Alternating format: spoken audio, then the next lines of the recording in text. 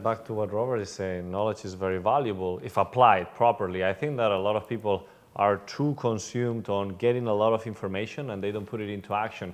And right now, as we see Miami real estate evolving so quickly and more people jumping into it, I feel that right now personal branding has played a huge role. I see a lot of newers doing great deals above those that have been 10 years in the business because they don't know how to brand themselves. So you, coming from now TV, have been able to master personal branding. So what are some advices that you can give for somebody to build their personal brand? Yeah, I'm definitely trying to brand myself because I've, again, been doing it for a long time, but then after, only 2 years ago, I'm like, you know what, I don't actually have a brand because I was like with the Oppenheim group after, so it's like under Jason Oppenheim. Who am I? What am I? So you choose but with like a logo, what you associate with. I like to be, I like it black and white, classy. So everybody have different brand and different idea. And then what you do with that? For me, people think, oh, she's from the show, she get all these clients. But sometimes it works actually to my disadvantage because people think I'm too cool, I'm too busy for business. So I got to actually prove to people, no, I'm in LA, I'm in Miami, I'm doing business. So I did billboard, I do the trolley, around the city. Like I do a couple of things I've seen those, by the way. Yeah, I did I'm one like, in I South see you everywhere, South of Maya. 50 is not my farm that I'm trying, but that was the only availability. So I did that because it was around Art Basel, and I'm like, you know what, people will come here anyways and see it. But yeah, and I have like kind of like my logo, my slogan, if you want to call it, like from selling LA to selling Miami, because I am here, and people still think I'm in the show, still in LA, and they're like, oh, you here now? Oh, you're traveling? I'm here, I've been here, and it's a process.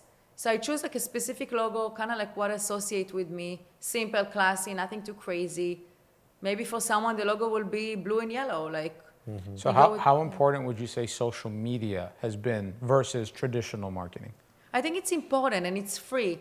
Now it's very hard to detect for me like how much business I get from my social media versus online leads or other cold call. Because I don't know if people that email me saw my social media post or just saw Selling Sunset and they're like, oh, let's just email her. I get those emails sometimes. My DMs are kind of crazy, so I don't always check my DM. It's very difficult for me to actually follow up on that, and I should. I had people who run my social media at the time, but it's hard to check my DM. Like it's a lot of followers, and now this whole thing that's going on in the Middle East, I have a lot of hate too, so I don't want to check my DMs.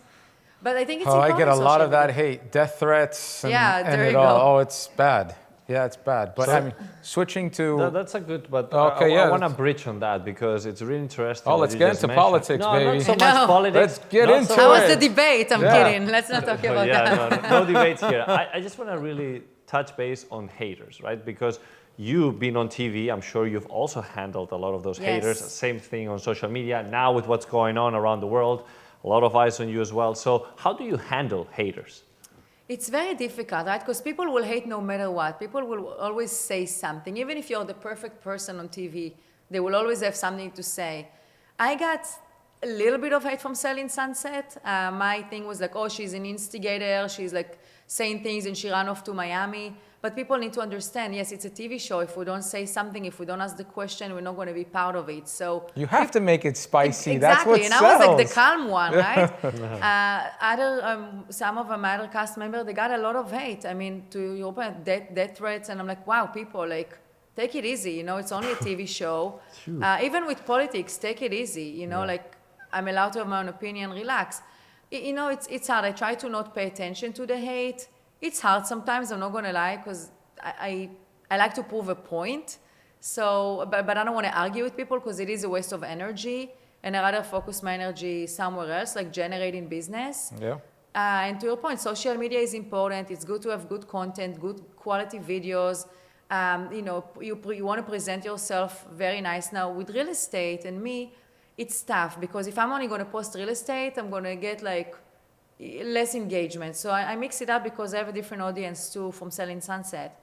Mm-hmm. I have my business page, which has decent followers, but it's the boring, just listed, just sold, whatever. So yeah, I want to spice it up with some videos and other content. Right. Maybe some, selfies, like reels or whatever that you talk about. Right, because I think that at the end of the day, and the reason I was asking this question is because a lot of people that are trying to build their brand, they start posting, they start to be authentic, because that's really what connects with people, staying authentic.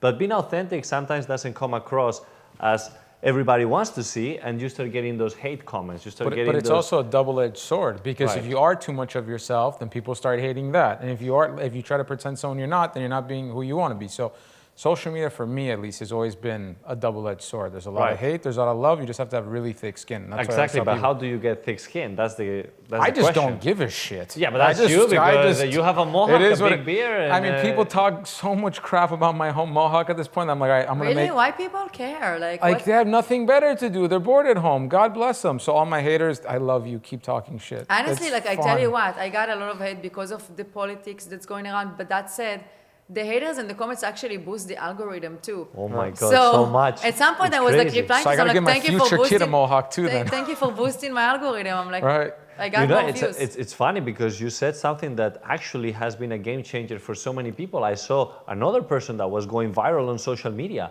and I said, how all of a sudden you got viral? It's like, the key trick is I have a fake account, I post a hate comment on my video, I pin it, and I said, what No do you all way. think?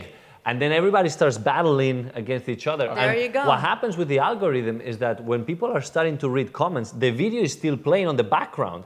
So Interesting. it's like longer period I'm of gonna start length. giving you hate comments. I'm just gonna start bashing. We're gonna start Bring hating on the people. hate. Yeah, bring on the hate. So you gotta look at it as an opportunity for growth, an opportunity to also take things with humor. Because look, some of the comments that you get out there are ridiculous. You know what? It's like in life in general, whether if it's hate on social media or rejection in life. I mean, real estate. I mean, I just before I came here, I did some cold calling, and yeah, some canceled listing kind of like gave me some, hate. I mean, not really hate, but it wasn't like nice. But what am I gonna do? Then after we hang up, I actually I texted him, and I something that like very to the point, like price per square foot, and it is what it is. You get rejection, you get hate. You gotta kind of like brush it off, and maybe it stink for a little bit, and then you just move on.